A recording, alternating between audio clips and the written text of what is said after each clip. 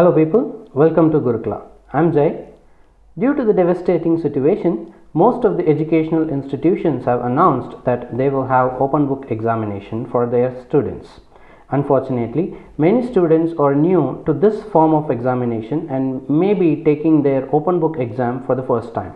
So here in this video, I will be taking you through 4 important steps that will help you to prepare and manage in facing the open book exams. Without any further delay, let's get started.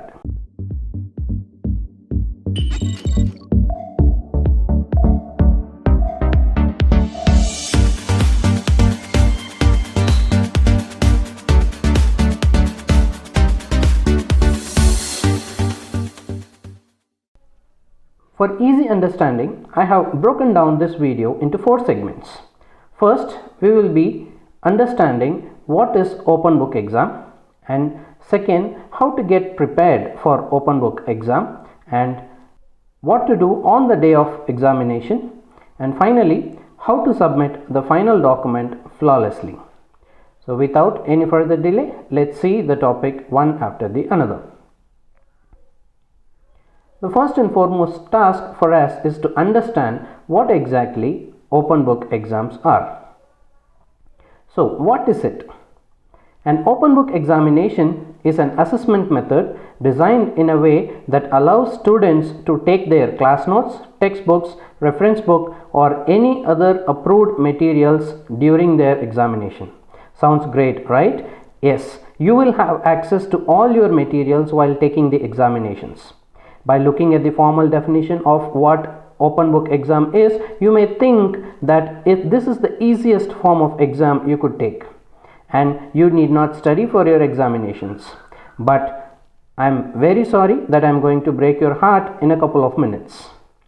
Memorization is largely unnecessary for an open book exam. However, this doesn't mean you need not study for your examination. Open book exams are the toughest form of exam one could ever face, as it evaluates the students at higher order thinking and analytical skills. Do we have any orders to evaluate a student in examination? Well, yes. There is something called as Bloom's taxonomy, which defines 6 different levels of evaluating a student's knowledge. So let's quickly jump into it and see what each and every levels are evaluated. So this is the Bloom's taxonomy, where we have remember at the lowest level and create at the highest level. At remember level, students are evaluated whether they could able to recall the knowledge of the subject.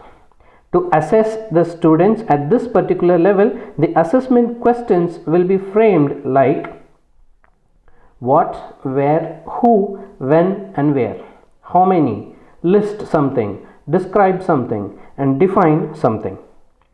For answering this type of questions, a student should simply remember the concept and he or she is expected to reproduce the content whatever he or she have studied in a particular subject. Next, understanding level. Students are evaluated whether they could demonstrate their understanding by constructing useful meanings from the information. So students will be assessed with the questions such as explain something in your own words, explain how is it happening, what did X mean when something scenario is given, or give some examples of. So these are the few questions on which students can be evaluated at understanding level.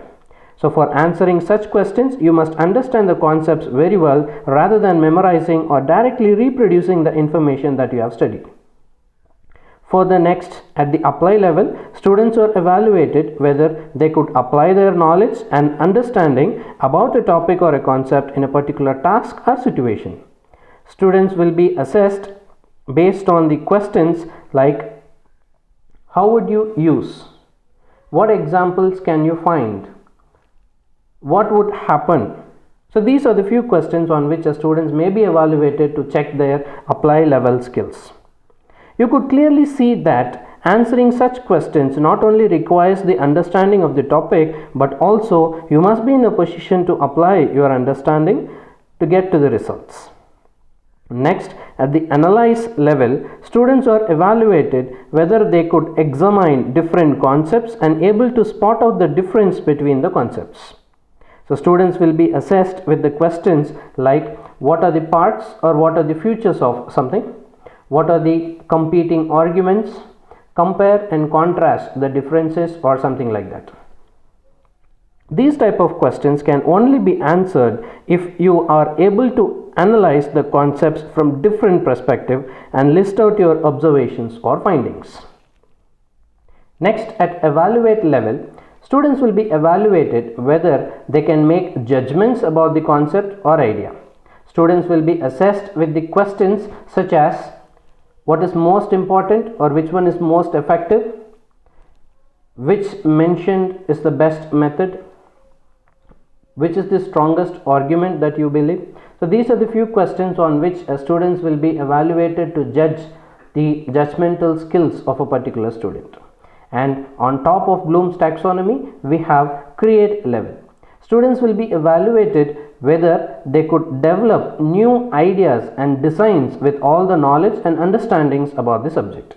Students may be assessed with questions like how would you design? What alternatives are there? Suppose if you could do this, what will you do? And what would happen if you do this? Can you formulate a theory for a given scenario? So these are the few types of questions which can be used to analyze the student on create level.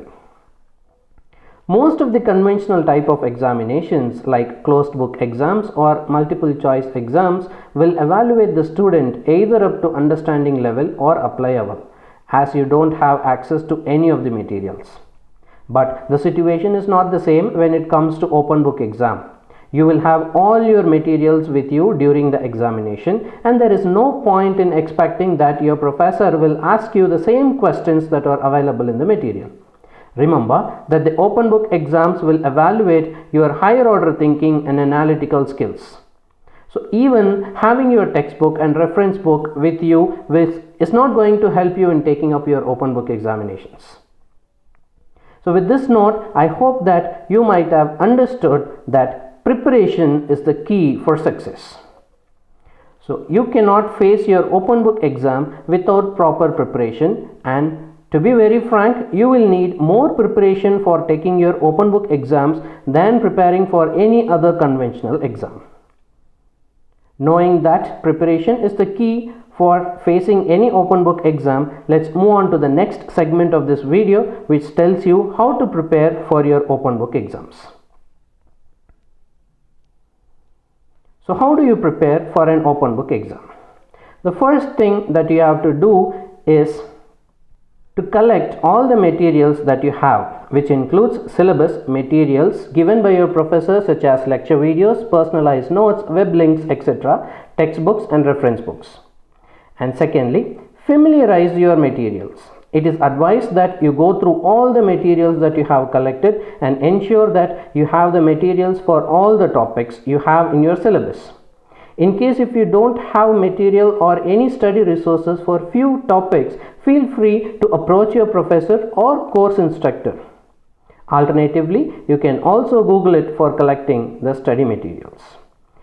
Understand the topic or concept are much more important rather than just memorizing them. Your professor knows that you have access to all the materials, so he or she is never going to ask you the question that is directly available in the material, which you can simply copy and paste. Open book exams require you to use higher levels of thinking. You will not just be asked about the facts or just to recall any information that you have studied from the material. Instead, you will be asked to compare, analyze, evaluate or synthesize the informations. These ways of demonstrating your knowledge are more challenging than just reproducing the facts and require you to help a deep understanding of the material and proper connections to all the topics. Organize the materials. Too many materials and references will burden you at the time of examination. Remember that open book exams are timed. You will have only limited time to complete the examination. If you have too many unorganized references, then it will eat up most of your time in spotting the information while taking the tests. So, organize your materials very neatly with appropriate bookmarks, highlighting the important points like formulas, expressions, etc. I advise and I strongly recommend you to prepare your own notes for every subject rather than simply stacking your table with textbook and reference books. I will take you to the simple checklist to prepare your own notes in a couple of minutes. And next, you can teach your friends. Though you are teaching, you are learning something more effectively. Learning by teaching is proven, and it's a demonstrated technique by many studies for its effectiveness towards understanding the concept and retaining the knowledge that you have gained. Students who have spent time on teaching is proved that they have the better understanding and better retention of knowledge rather than the students who simply study the concepts again and again. Take few model exams. Most of the universities and institutions will conduct the model exams by the university or the institution itself. Otherwise, you can always approach your professor or course instructor to conduct a model exam or issue a sample question paper for an open book pattern. Taking such a test will certainly help you in self-evaluating your preparedness, the quality of the notes that you have developed, whether you have sufficient resources or material to face the final open book exam, etc. As said earlier, here is a simple checklist on how to prepare yourself for open book exams. Prepare the abstracts of all the topics and concepts that you have in your syllabus. But remember that there is no point in rewriting the same things which is available in the book again in your notes. It is expected to write down what you have understood from the concepts and the key takeaway points depending upon the subject. And then prepare a neat mind map for your subjects. Preparing a mind map will help you in several ways. It structures the information which will give you a visual reference, displays the connections and hierarchies among the topics. It enhances your memory. Of course, it is easy to remember a picture rather than a paragraph of text. And on all top of it, it helps you in planning and revising the content for later purposes. Prepare a chapter-wise or topic-wise list of formulas, relationships, definitions, and important expressions and keep it handy. This will save much time during the examination while solving the problems or any analytical skills. Prepare consolidated single-page notes where you will have the entire abstract of the chapter or unit.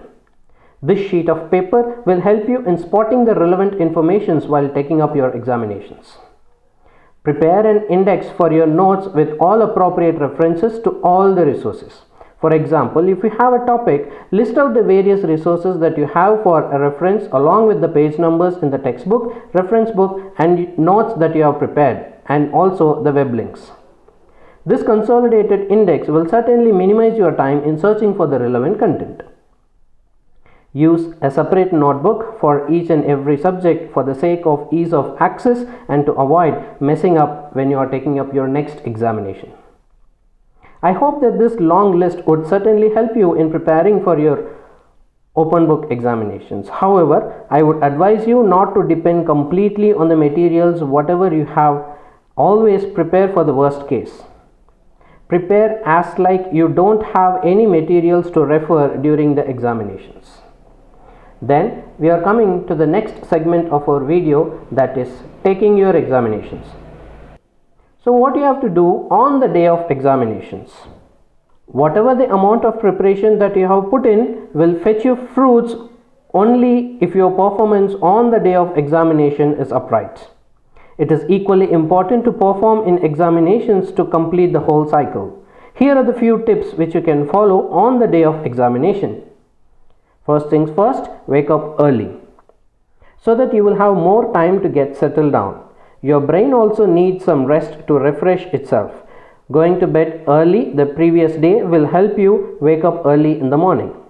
Remember, preparing for an open book examination will not happen overnight. So don't prepare until late at nights. Plan your preparations well in advance because you have more time to prepare before the examination than on the day of examinations.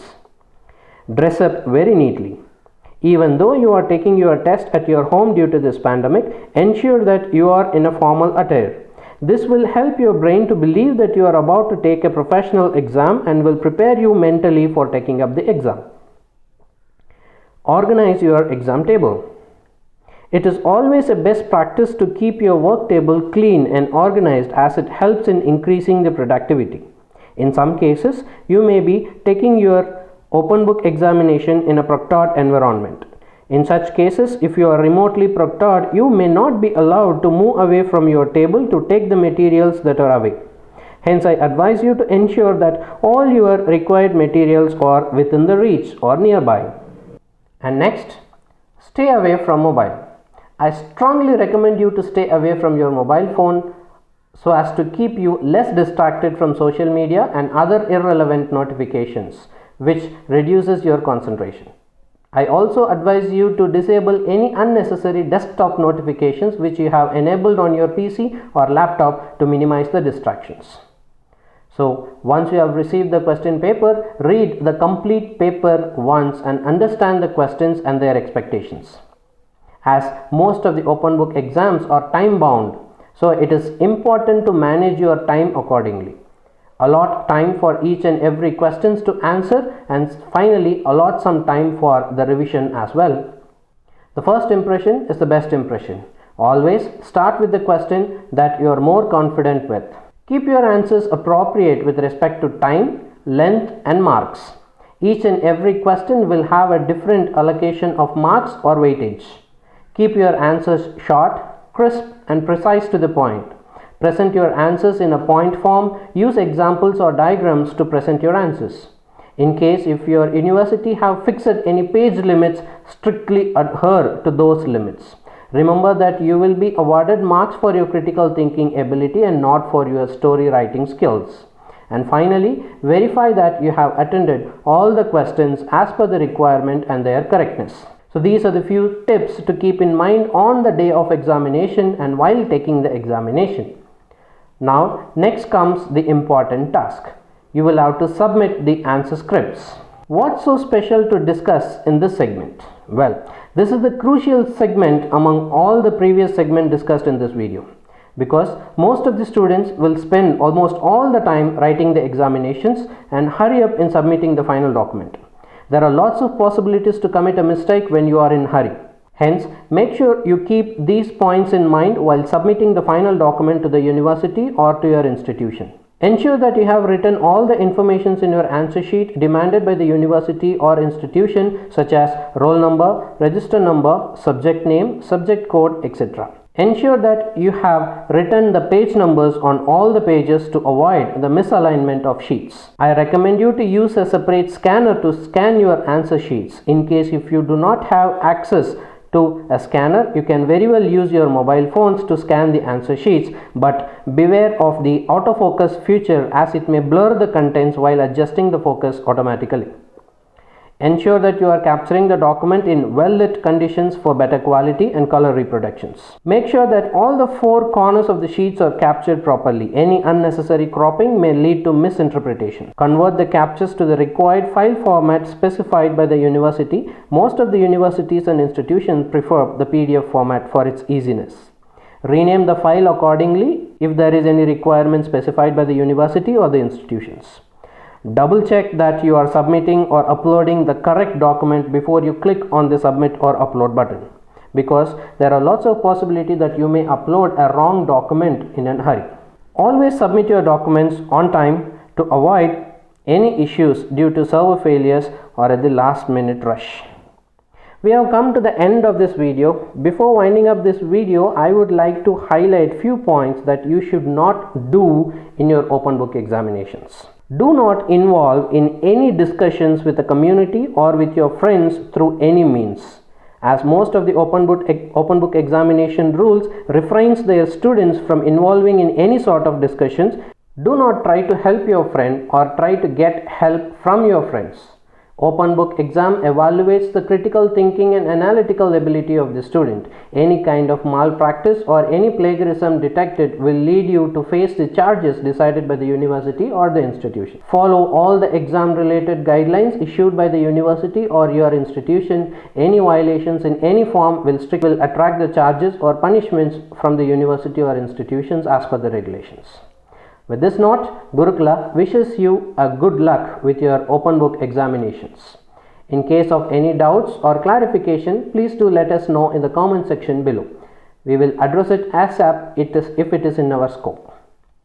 I am winding up this video here. I am going to see you in another interesting video. Stay tuned. Until then, it's bye from Jai and happy learning.